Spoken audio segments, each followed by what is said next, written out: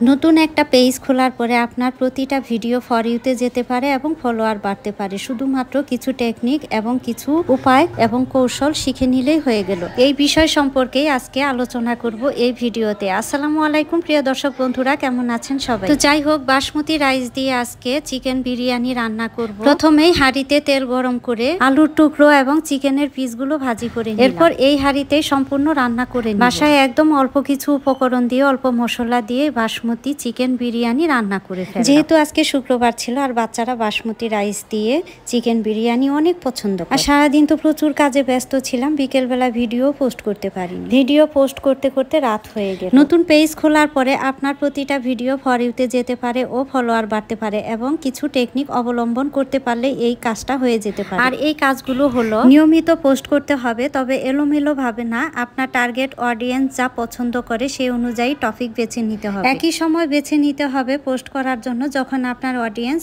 অনলাইনে থাকে। শুধুমাত্র নিজে পোস্ট দিলেই হবে না, অন্যদের পোস্টে লাইক, কমেন্ট, শেয়ার করে সক্রিয় থাকতে হবে। অন্তত পক্ষে সপ্তাহে 2-3টা লাইভ ভিডিও করার চেষ্টা করতে হবে। সপ্তাহে সম্ভব না হয় মাসে অন্তত পক্ষে 2-3টা লাইভ ভিডিও করার চেষ্টা করবে। যেহেতু নতুন অবস্থায় ফলোয়ার কম থাকে, ভিউজ কম থাকে, তাই হতাশাগ্রস্ত হওয়া যাবে না। আপনার পেজের এঙ্গেজমেন্ট যত বেশি হবে, ফেসবুক আপনার কন্টেন্টকে তত বেশি মানুষের সামনে দেখাবে। সবার প্রতি শুভকামনা জানিয়ে শেষ করছি। আজ এ পর্যন্তই। আল্লাহ হাফেজ।